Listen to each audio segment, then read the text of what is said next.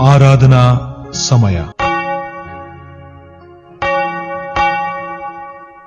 ಜೀವಸ್ವರೂಪನಾದ ದೇವರೇ, ನಮ್ಮ ಜೀವಿತದಲ್ಲಿ ಮತ್ತೊಂದು ದಿನವನ್ನು ಕೊಟ್ಟು ಈ ದಿನದಲ್ಲಿ ನಿನ್ನ ಆರಾಧನೆಯಲ್ಲಿ ಪಾಲ್ ತೆಗೆದುಕೊಳ್ಳುವ ಹಾಗೆ ಸಹಾಯ ಮಾಡಿದೆ. ನಿನಗೆ ಸ್ತೋತ್ರ. ಈ ಆರಾಧನೆಯ ಉದ್ದಗಲಕ್ಕೂ ನಿನ್ನನ್ನು ಇನ್ನೂ ಹೆಚ್ಚಾಗಿ ಅನುಭವ ಮಾಡುವಂತಹ ರೀತಿಯಲ್ಲಿ ನಮ್ಮನ್ನು ಉಪಯೋಗಿಸಿಕೊ. ನಾವು ಇನ್ನೂ ಹೆಚ್ಚಾಗಿ ನಿನ್ನಲ್ಲಿ ಫಲಭರಿತ ಜೀವಿತವನ್ನು ಬದುಕುವ ಹಾಗೆ ಈ ಆರಾಧನೆ ನಮಗೆ ಸಹಾಯ ಮಾಡಲಿ. ಯೇಸುವಿನ ಹೆಸರಿನಲ್ಲಿ ಪ್ರಾರ್ಥನೆಯನ್ನು ಬೇಡಿ ಹೊಂದಿಕೊಳ್ಳುತ್ತೇವೆ. ಆಮೇನ್. ನಮ್ಮ ಈ ಪರಿಶುದ್ಧವಾದ ಆರಾಧನೆಯನ್ನ ಆರಂಭ ಮಾಡುವ ಹಾಗೆ ಆರಂಭದ ಸಂಗೀತವನ್ನ ಹಾಡಿಕೊಳ್ಳೋಣ.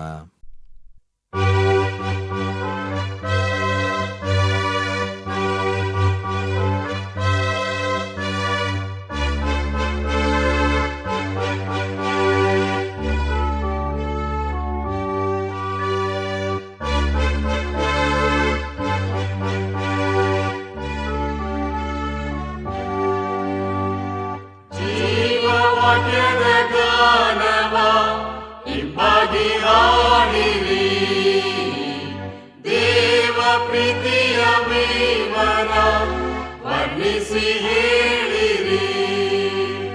ಶುಭವಾರ್ತಾಮಾನ ಆತ್ಮಕ್ಕೆ ಆನಂದವೇ ಆನಂದವೇ ಸತ್ಯದ ವಾಕ್ಯವು. ಆನಂದವೇ ಆನಂದವೇ ಸತ್ಯದ ವಾಕ್ಯವು. ದೇವ ವಾಕ್ಯವ ನಮಗೆ ಕ್ರಿಸ್ತಿಸುತ್ತೊಟ್ಟದು. ಕೇಳಿ ವಾಕ್ಯವ ಪಾಪಿಯೇ ವಿಧೇಯರಾಗಿರು. ಮೋಕ್ಷಲೋಕ ಮಾರ್ಗ ಉಚಿತಾರ್ಥದಾನ. ಆನಂದವೇ ಆನಂದವೇ ಸತ್ಯದ ವಾಕ್ಯವು. ಆನಂದವೇ ಆನಂದವೇ ಸತ್ಯದ ವಾಕ್ಯವು. ಸಾರು ವಾಕ್ಯವ ಜನಕ್ಕೆ ಆಸಕ್ತಿಯಿಂದಲೇ. ಸಾರು ಪಾಪದ ಮನ್ನಣೆ ಪಾಪಿಗಳೆಲ್ಲಕ್ಕೆ. ಶುಭ್ರವಾಣಿ ಯೇಸು ಕಾಯುತ್ತೀಪರೆಂದು. ಆನಂದವೇ ಆನಂದವೇ ಸತ್ಯದ ವಾಕ್ಯವು. ಆನಂದವೇ ಆನಂದವೇ ಸತ್ಯದ ವಾಕ್ಯವು. ನಮ್ಮ ಕಣ್ಣುಗಳನ್ನು ಮುಚ್ಚಿದವರಾಗಿ ನಾವು ಕಳೆದ ದಿನಮಾನಗಳಲ್ಲಿ ಮಾಡಿರುವಂಥ ಪಾಪಗಳನ್ನು ದೇವರ ಮುಂದೆ ಅರಿಕೆ ಮಾಡೋಣ. ನಮ್ಮಲ್ಲಿ ಪಾಪವಿಲ್ಲವೆಂದು ನಾವು ಹೇಳಿದರೆ ನಮ್ಮನ್ನು ನಾವೇ ಮೋಸಪಡಿಸಿಕೊಳ್ಳುತ್ತೇವೆ ಮತ್ತು ಸತ್ಯವೆಂಬುದು ನಮ್ಮಲ್ಲಿಲ್ಲ. ನಮಗಿರುವ ಮಹಾಯಾಜಕನು ನಮ್ಮ ನಿರ್ಬಲಾವಸ್ಥೆಯನ್ನು ಕುರಿತು ಅನುತಾಪವಿಲ್ಲದವನಲ್ಲ. ಆತನು ಸರ್ವ ವಿಷಯಗಳಲ್ಲಿ ನಮ್ಮ ಹಾಗೆ ಶೋಧನೆಗೆ ಗುರಿಯಾದನು, ಪಾಪ ಮಾತ್ರ ಮಾಡಲಿಲ್ಲ. ನಾವು ಮೌನವಾಗಿದ್ದು ನಮ್ಮನ್ನು ಪರೀಕ್ಷಿಸಿಕೊಳ್ಳೋಣ. ಸರ್ವಶಕ್ತನಾದ ದೇವರಿಗೆ ನಮ್ಮ ಪಾಪಗಳನ್ನು ವಿನಯದೊಡನೆ ಅರಿಕೆ ಮಾಡೋಣ. ಸರ್ವಶಕ್ತನಾದ ಅತಿ ಕನಿಕರವುಳ್ಳ ದೇವರೇ, ನಾವು ತಪ್ಪಿಸಿಕೊಂಡ ಕುರಿಗಳಂತೆ ನಿನ್ನ ಮಾರ್ಗವನ್ನು ಬಿಟ್ಟು ತಿರುಗಾಡಿದ್ದೇವೆ. ಹೆಚ್ಚಾಗಿ ನಮ್ಮ ಇಷ್ಟಾನುಸಾರವೇ ನಡೆದಿದ್ದೇವೆ. ನಿನ್ನ ಪವಿತ್ರ ಆಜ್ಞೆಗಳನ್ನು ಮೀರಿದ್ದೇವೆ. ಮಾಡತಕ್ಕದನ್ನು ಮಾಡದೆ ಮಾಡಬಾರದನ್ನು ಮಾಡಿದ್ದೇವೆ. ನಮ್ಮಲ್ಲಿ ಯಾವ ಸ್ವಸ್ಥತೆಯೂ ಇಲ್ಲ. ನೀನಾದರೂ ಕರ್ತನೇ, ನೀಚ ಪಾಪಿಗಳಾದ ನಮ್ಮನ್ನು ಕರುಣಿಸು. ನಮ್ಮ ತಪ್ಪುಗಳನ್ನು ಅರಿಕೆ ಮಾಡುವವರಿಗೆ ಕೃಪೆ ತೋರಿಸು. ನಮ್ಮ ಕರ್ತನಾದ ಕ್ರಿಸ್ತ ಯೇಸುವಿನಲ್ಲಿ ನೀನು ಮನುಷ್ಯರಿಗೆ ಮಾಡಿರುವ ವಾಗ್ದಾನಗಳ ಮೇರೆಗೆ ಪಶ್ಚಾತ್ತಾಪ ಪಡುವವರನ್ನು ಉದ್ಧರಿಸು. ಬಹು ಕನಿಕರವುಳ್ಳ ದೇವರೇ, ನಿನ್ನ ಪವಿತ್ರ ನಾಮಕ್ಕೆ ಮಹಿಮೆ ಉಂಟಾಗುವಂತೆ ನಾವು ಇನ್ನು ಮೇಲೆ ದೇವಭಕ್ತಿಯು ನೀತಿಯು ಸ್ವಸ್ಥಚಿತ್ತವೂ ಉಳ್ಳವರಾಗಿ ಜೀವಿಸುವ ಹಾಗೆ ಆತನ ನಿಮಿತ್ತ ಸಹಾಯ ದಯಪಾಲಿಸು. ಆಮೆನ್. ನಮ್ಮ ಪಾಪಗಳನ್ನು ಒಪ್ಪಿಕೊಂಡಂಥ ನಾವು ನಮ್ಮ ದೇವರಿಂದ ಸಿಗುವಂಥ ಪಾಪ ಕ್ಷಮೆಯನ್ನು ಹೊಂದಿಕೊಳ್ಳೋಣ. ಸರ್ವಶಕ್ತನಾದ ಮಹಾಕರುಣೆಯುಳ್ಳ ಕರ್ತನು ನಮ್ಮ ಪಾಪಗಳನ್ನೆಲ್ಲ ಕ್ಷಮಿಸಿ ಪರಿಹರಿಸಿ ಬಾಳನ್ನು ತಿದ್ದುಕೊಳ್ಳುವುದಕ್ಕೆ ಸಮಯವನ್ನು ಪವಿತ್ರಾತ್ಮನಿಂದ ಆಗುವ ಸುಪ್ರೇರಣೆಯನ್ನು ಆದರಣೆಯನ್ನು ನಮಗೆ ದಯಪಾಲಿಸಲಿ. ಆಮೇನ್. ದೇವರನ್ನ ಸ್ತುತಿಸುವ ಹಾಗೆ ಸಂಕೀರ್ತನೆಯನ್ನ ಹಾಡಿಕೊಳ್ಳೋಣ.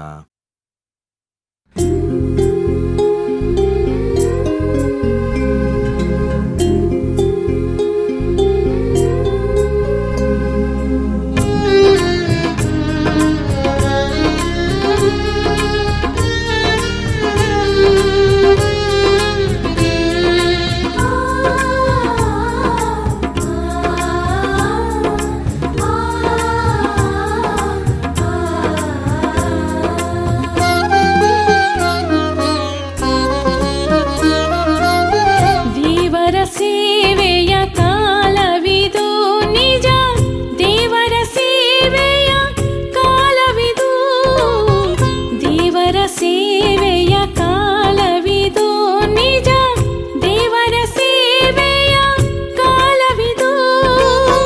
ಪಾವನ ಚಿತ್ತದಿಂ ಸೇರಿಯೇ ಹೋವನ, ಪಾವನ ಚಿತ್ತದಿಂ ಸೇರಿಯೇ ಹೋವನ ಸೇವಿಸಿ ಜೀವಕ್ಕೆ ಕ್ಷೇಮವಿದೆ, ಸೇವಿಸಿ ಜೀವಕ್ಕೆ ಕ್ಷೇಮವಿದೆ. ದೇವರ ಸೇವೆಯ ಕಾಲವಿದು ನಿಜ, ದೇವರ ಸೇವೆಯ ಕಾಲವಿದು.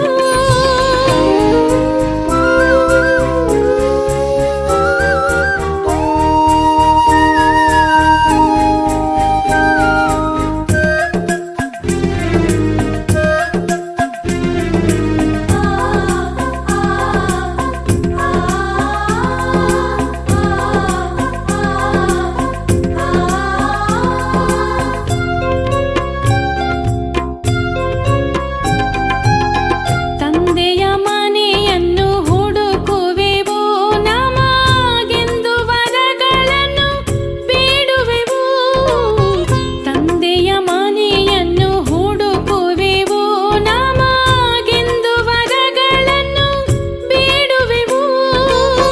ಕುಂದಿದ ಮನದಿಂ ಪ್ರಾರ್ಥಿಸಿ ಲೋಕದ, ಕುಂದಿದ ಮನದಿಂ ಪ್ರಾರ್ಥಿಸಿ ಲೋಕದ ತೊಂದರೆ ನೀಗಿಸಿ ಸೇರುವೆವು, ತೊಂದರೆ ನೀಗಿಸಿ ಸೇರುವೆವು.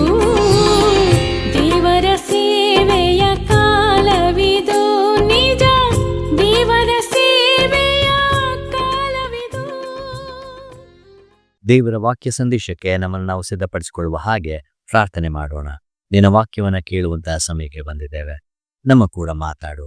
ಆಮೇಲೆ ಕರ್ತನಲ್ಲಿ ಪ್ರೀತಿಯುಳ್ಳ ಜನರೇ, ಈ ದಿನ ವಿಶೇಷವಾಗಿ ನಮಗೆ ನಿಯೋಗದ ಭಾನುವಾರ, ಮಿಷನ್ ಸಂಡೇ, ಹಾಗೂ ಕೊಟ್ಟಿರುವಂಥ ಶೀರ್ಷಿಕೆ ನಿಯೋಗ ಕ್ರಿಯೆಯಲ್ಲಿ ಕನಿಕರ ಅಥವಾ ಕರುಣೆ, ಮಿಷನ್ ಕಂಪ್ಯಾಷನ್ ಇನ್ ಆಕ್ಷನ್. ಒಟ್ಟು 3 ವೇದ ಭಾಗಗಳ ಕಡೆಗೆ ನಮ್ಮ ಗಮನವನ್ನ ನಾವು ಹಾರಿಸಲಿಕ್ಕಿದ್ದೇವೆ. ಒಂದು, ಏಷಾಯನ ಗ್ರಂಥ 58ನೇ ಅಧ್ಯಾಯ 6ರಿಂದ 10 ವಚನಗಳು. ಎರಡನೆಯದಾಗಿ ಯೋಹಾನನ ಮೊದಲನೆಯ ಪತ್ರಿಕೆ 3ನೇ ಅಧ್ಯಾಯ 16ರಿಂದ 18 ವಚನಗಳು. ಹಾಗೂ ಮೂರನೆಯದಾಗಿ ಮತ್ತಾಯನ ಸುವಾರ್ತೆ 9ನೇ ಅಧ್ಯಾಯ 35ರಿಂದ 38 ವಚನಗಳು. ಮಿಷನ್ ಅಥವಾ ನಿಯೋಗ ಎಂಬುದಾಗಿ ಹೇಳುವಾಗ ನಮ್ಮ ಮನಸ್ಸಿನಲ್ಲಿ ಬರುವಂತ ಆಲೋಚನೆಗಳು ಏನಿತ್ತಿರಬಹುದು? ನಾವು ನಿಯೋಗದ ಕುರಿತು ಅಥವಾ ದೇವರ ಕುರಿತು ಮಾತನಾಡುವಾಗ ದೇವರು ಯಾವಾಗಲೂ ಮರ್ಮವಾಗಿ ನಮ್ಮ ಮುಂದೆ ಪ್ರಕಟಿಸಿಕೊಳ್ಳುತ್ತಾನೆ ಅಂತ ನಾವು ಅಂದುಕೊಳ್ಳುತ್ತೇವೆ. ಅದು ನಿಜ. ಆದರೆ ಆತನ ವಾಕ್ಯ ನಮಗೆ ಸತ್ಯವೇದದಲ್ಲಿ ತೋರಿಸುವಂಥದ್ದೇನು ಗೊತ್ತಾ? ಹೇಗೆ ದೇವರು ಎಲ್ಲಾ ಸನ್ನಿವೇಶಗಳಲ್ಲಿ ಪ್ರತಿಕ್ರಿಯಿಸಿದ್ದಾನೆ, ಹೇಗೆ ತನ್ನನ್ನು ಪ್ರಕಟಪಡಿಸಿಕೊಂಡಿದ್ದಾನೆ, ಅದರ ಮೂಲಕ ಆ ನಿಯೋಗವನ್ನ ನಮ್ಮ ಮುಂದೆ ಹೇಗೆ ಇಡುತ್ತಿದ್ದಾನೆ ಅನ್ನುವಂಥದ್ದು ನಮಗೆ ಸತ್ಯವೇದದಲ್ಲಿ ಗೋಚರವಾಗ್ತದೆ. ಅದರಲ್ಲಿಯೂ ವಿಶೇಷವಾಗಿ ಮಾನವ ಕುಲದ ಮೇಲಿನ ಆತನ ಕರುಣೆಯ ಮೂಲಕ ಈ ಒಂದು ದೇವರ ನಿಯೋಗ ಸತ್ಯವೇದದಲ್ಲಿ ಪ್ರಕಟವಾಗಿದೆ. ಕರುಣೆ ಅನ್ನುವಾಗ ಅಥವಾ ಕನಿಕರ ಅನ್ನುವಾಗ ಅದು ನಿಷ್ಕ್ರಿಯೆಯ ಭಾವನೆಯಲ್ಲ, ಬದಲಾಗಿ ಅದೊಂದು ಕ್ರಿಯಾಶೀಲವಾದಂತಹ ಪ್ರೀತಿ. ಅದು ದುಃಖವನ್ನ ನೋಡುತ್ತದೆ, ಅಗತ್ಯತೆಗೆ ಸ್ಪಂದಿಸುತ್ತದೆ, ಮಾನವ ಘನತೆಯನ್ನ ಪುನಃಸ್ಥಾಪಿಸುತ್ತದೆ ಮತ್ತು ದೇವರ ರಾಜ್ಯವನ್ನ ಸಾರ್ತದೆ. ಇದೆಲ್ಲವನ್ನ ಗಮನಿಸುವಾಗ ಈ ದಿನದ ವಾಕ್ಯ ಭಾಗ ಆತನ ನಿಯೋಗವನ್ನ ನಾವು ಈ ಲೋಕದಲ್ಲಿ ಇರುವಂತಹ ಅನೇಕ ಸವಾಲುಗಳ ಮಧ್ಯದಲ್ಲಿ ಹೇಗೆ ಪ್ರಚಾರ ಮಾಡಲಿಕ್ಕಿದ್ದೇವೆ ಅಥವಾ ಹೇಗೆ ಅದನ್ನ ಜನರಿಗೆ ತಿಳಿಸ್ಲಿಕ್ಕಿದ್ದೇವೆ ಹಾಗೂ ಹೇಗೆ ಅದನ್ನ ನಮ್ಮ ಜೀವಿತದಲ್ಲಿ ಅಳವಡಿಸಿಕೊಂಡು ನಮ್ಮ ದೈನಂದಿನ ಬದುಕಿನಲ್ಲೂ ಸಹ ಬದುಕುವಂತವರಾಗಿದ್ದೇವೆ ಅನ್ನುವಂಥದ್ದನ್ನ ನಮಗೆ ತೋರಿಸಿಕೊಡ್ತದೆ. ಯೆಶಾಯನ ಗ್ರಂಥದ ಪ್ರಕಾರ 58ನೇ ಅಧ್ಯಾಯದಲ್ಲಿ ನಾವು ನೋಡುವಂಥದ್ದು ಕಪಟ ಭಕ್ತಿ ಹಾಗೂ ಯಥಾರ್ಥ ಭಕ್ತಿ. ಆಂಗ್ಲ ಭಾಷೆಯಲ್ಲಿ ಟ್ರೂ ವರ್ಷಿಪ್ ಹಾಗೂ ಫಾಲ್ಸ್ ವರ್ಷಿಪ್ ಎಂಬುದಾಗಿ ತರ್ಜುಮೆ ಮಾಡಲಾಗಿದೆ. ಹೇಗೆ ನಾವು ನಡೆದುಕೊಳ್ಳುವಂತ ರೀತಿ, ನಾವು ಮಾಡುವಂತ ಆರಾಧನೆಗೆ ಅದು ಲಿಂಕ್ ಆಗಿದೆ ಅನ್ನುವಂಥದ್ದನ್ನು ಸಹ ದೇವರ ವಾಕ್ಯದಲ್ಲಿ ನಾವು ನೋಡುವಂತವರಾಗಿರ್ತೇವೆ. ಇಲ್ಲಿ 58ನೇ ಅಧ್ಯಾಯದಲ್ಲಿ ಯಹೂದದ ಜನರು ಉಪವಾಸ ಮಾಡುತ್ತಿದ್ದರು ಮತ್ತು ಆರಾಧನೆಯ ಸಹ ಮಾಡ್ತಿದ್ದರು. ಆದರೆ ಇದರ ಬದಲಿಗೆ ಅವರು ದೇವರ ಆಶೀರ್ವಾದವನ್ನ ನಿರೀಕ್ಷಿಸ್ತಾ ಇದ್ರು. 3ನೇ ವಾಕ್ಯ ಹೇಳುತ್ತೆ, ನಾವು ಉಪವಾಸ ಮಾಡಿದ್ದೇವೆ, ನೀನು ಏಕೆ ಕಟಾಕ್ಷಿಸುವುದಿಲ್ಲ? ನಮ್ಮ ಆತ್ಮವನ್ನ ಕುಂದಿಸಿಕೊಂಡಿದ್ದೇವೆ, ನೀನು ಗಮನಿಸದಿರುವುದೇಕೆ? ಈ ರೀತಿಯಲ್ಲಿ ಅವರ ಆಲೋಚನೆಯಾಗಿತ್ತು. ದೇವರು ಹೇಳುವಂಥದ್ದು, ನೀವು ಅಂದುಕೊಂಡ ರೀತಿಯಲ್ಲಿ ನಾನು ಅಪೇಕ್ಷೆ ಮಾಡುವುದಿಲ್ಲ.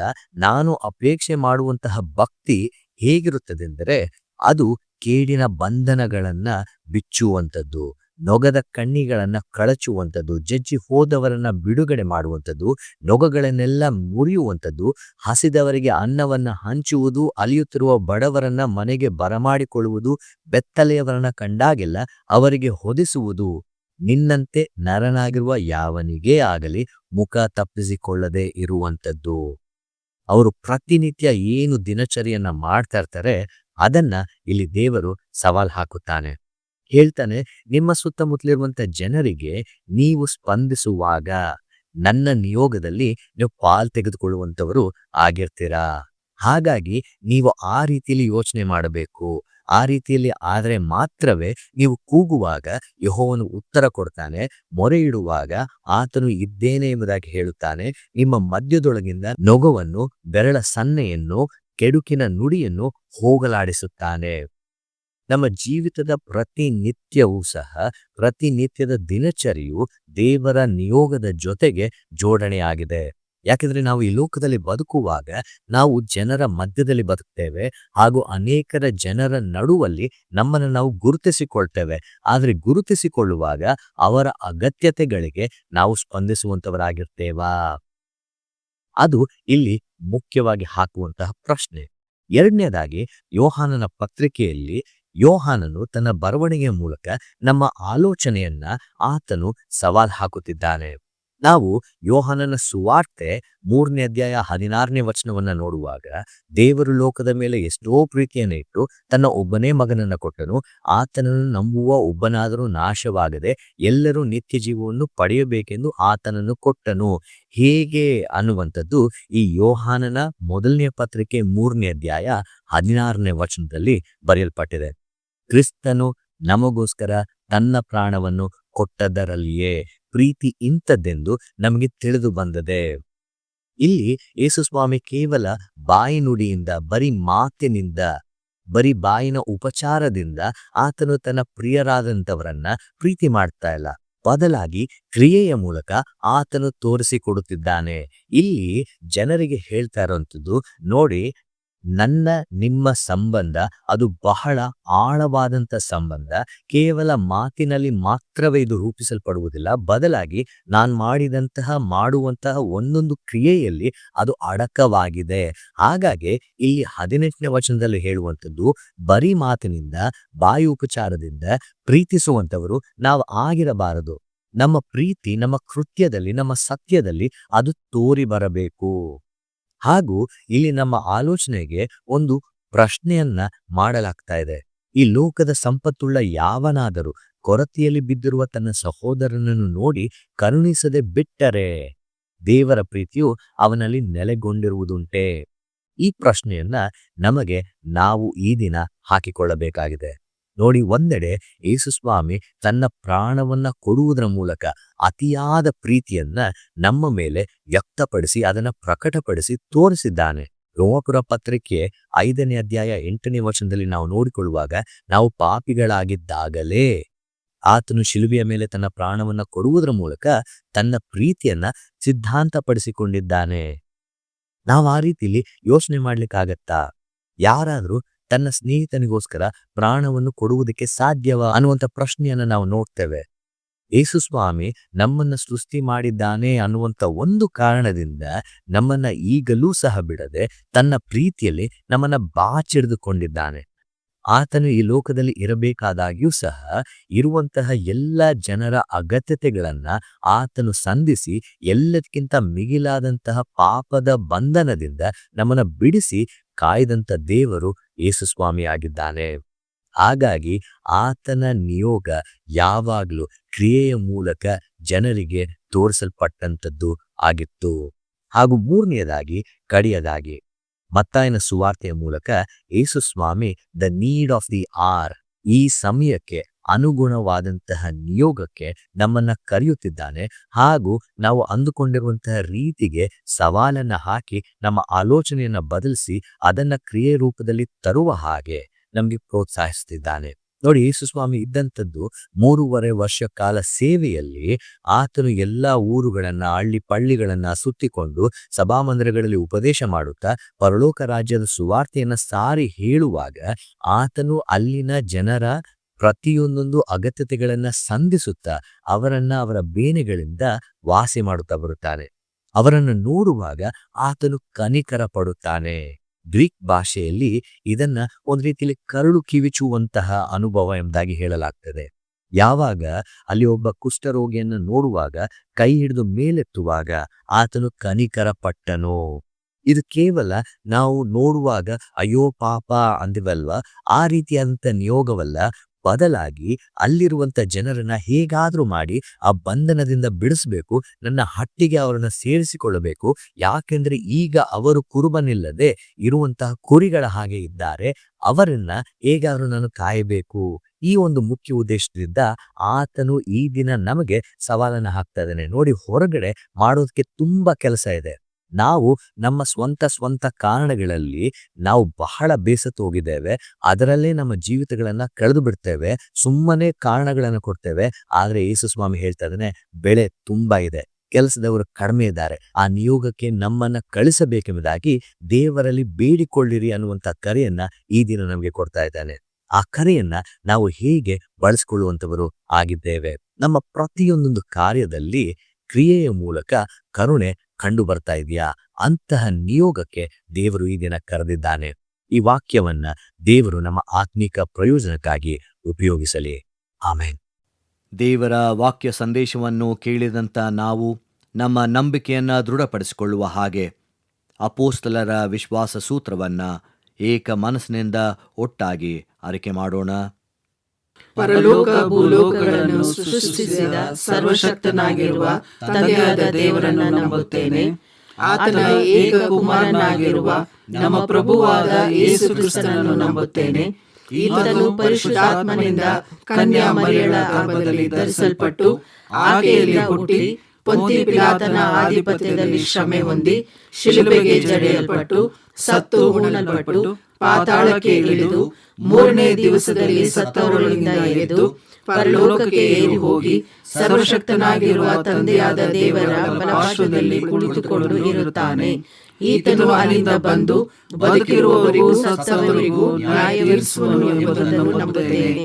ನಾನು ಪರಿಶುದ್ಧಾತ್ಮನನ್ನು ನಂಬುತ್ತೇನೆ.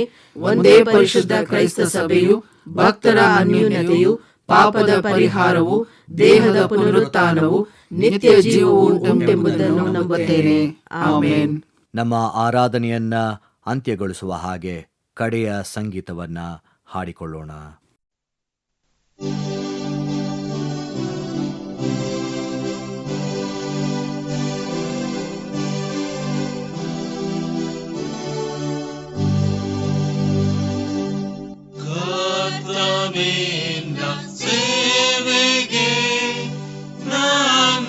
ಜೀವ ಕೊಟ್ಟೆನು ನಿನ್ನ ಗಾನಕ್ಕಾಗಿಯೇ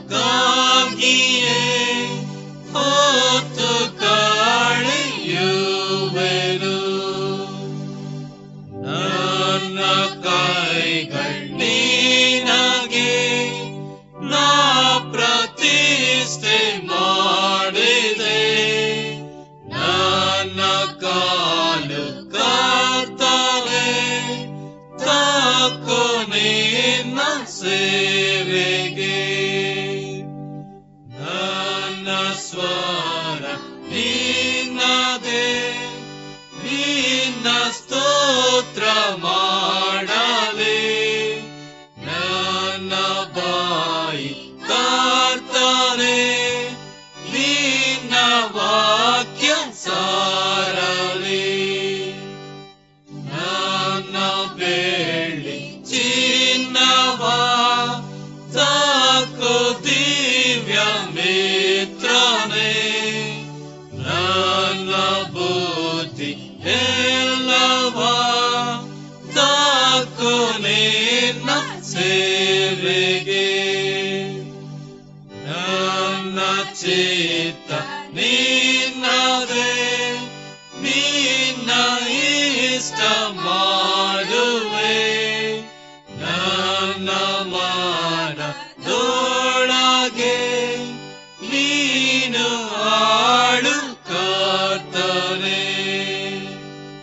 ನಿನ್ನ ಬಿಟ್ಟು ಯಾರನ್ನು ಪ್ರೀತಿ ಮಾಡಲಾರೆನು ನನ್ನ ಪೂರ್ಣ ಮನಸ್ಸು ನೀನೆ ತಾಕೋ ಎಂದಿಗೂ. ನಮ್ಮನ್ನ ಪ್ರತ್ಯೇಕವಾದಂತ ನಿಯೋಗಕ್ಕೆ ಕರೆದಂತಹ ದೇವರೇ, ಆ ದಿನದಲ್ಲಿ ನೀನು ಜನರ ಸಮೂಹವನ್ನ ನೋಡಿ ಹೇಗೆ ಕನಿಕರ ಪಟ್ಟೆಯೋ ಅದೇ ರೀತಿಯಲ್ಲಿ ನಮ್ಮ ಕಾರ್ಯಗಳ ಮೂಲಕ ಆ ನಿಯೋಗದಲ್ಲಿ ಪಾಲ್ ತೆಗೆದುಕೊಳ್ಳುವ ಹಾಗೆ, ನಮ್ಮ ಜೀವಿತಗಳನ್ನ ನಿನ್ನ ನಿಯೋಗದಲ್ಲಿ ಬಳಸುವ ಹಾಗೆ, ಅದರ ಮೂಲಕ ನಿನ್ನ ನಾಮಕ್ಕೆ ಮಹಿಮೆಯನ್ನು ತರುವ ಹಾಗೆ, ನಮ್ಮನ್ನ ಬಳಸಿಕೊಳ್ಳುವ ಹಾಗೆ ಮತ್ತೊಂದು ಅವಕಾಶವನ್ನ ಈ ವಾಕ್ಯಗಳ ಮೂಲಕ ನೀಡಿದಿ. ಹಾಗಾಗಿ ಈ ಸಮಾಜದಲ್ಲಿ ನಾವು ಬದುಕುವಾಗ ಆ ಒಂದು ಸರಿಯಾದಂತಹ ನಿಯೋಗದಲ್ಲಿ ನಮ್ಮನ್ನ ಗುರುತಿಸಿಕೊಂಡು ನಾವು ನಿನ್ನ ಹಾಗೆ ಬದುಕುವ ಹಾಗೆ ಈ ವಾರವೆಲ್ಲ ನಮ್ಮನ್ನ ಕಾಯ್ದು ಕಾಪಾಡು. ಮುಂದಿನ ಎಲ್ಲ ದಿನಗಳಲ್ಲಿ ಪ್ರತಿನಿತ್ಯವೂ ನಮ್ಮ ಜೀವಿತಗಳನ್ನ ಸರಿಯಾಗಿ ನಡೆಸು. ಯೇಸುವಿನ ಹೆಸರಿನಲ್ಲಿ ಪ್ರಾರ್ಥನೆಯನ್ನು ಬೇಡಿಕೊಳ್ಳುತ್ತೇವೆ, ಆಮೇನ್. ಕರ್ತನು ತಾನೇ ಕಲಿಸಿಕೊಟ್ಟ ಪ್ರಾರ್ಥನೆಯನ್ನ ನಾವು ಏಕ ಮನಸ್ಸಿನಿಂದ ಅರಿಕೆ ಮಾಡೋಣ. ಪರಲೋಕದಲ್ಲಿರುವ ನಮ್ಮ ತಂದೆಯೇ, ನಿನ್ನ ನಾಮವು ಪರಿಶುದ್ಧವೆಂದು ಎಣಿಸಲ್ಪಡಲಿ. ನಿನ್ನ ರಾಜ್ಯವು ಬರಲಿ. ನಿನ್ನ ಚಿತ್ತವು ಪರಲೋಕದಲ್ಲಿ ನೆರವೇರುವ ಪ್ರಕಾರ ಭೂಲೋಕದಲ್ಲಿಯೂ ನೆರವೇರಲಿ. ನಮ್ಮ ಅನುದಿನದ ಆಹಾರವನ್ನು ಈ ಹೊತ್ತು ದಯಪಾಲಿಸು. ನಮಗೆ ತಪ್ಪು ಮಾಡಿದವರನ್ನು ನಾವು ಕ್ಷಮಿಸಿದಂತೆ ನಮ್ಮ ತಪ್ಪುಗಳನ್ನು ಕ್ಷಮಿಸು. ನಮ್ಮನ್ನು ಶೋಧನೆಯೊಳಗೆ ಸೇರಿಸದೆ ಕೇಡಿನಿಂದ ನಮ್ಮನ್ನು ತಪ್ಪಿಸು.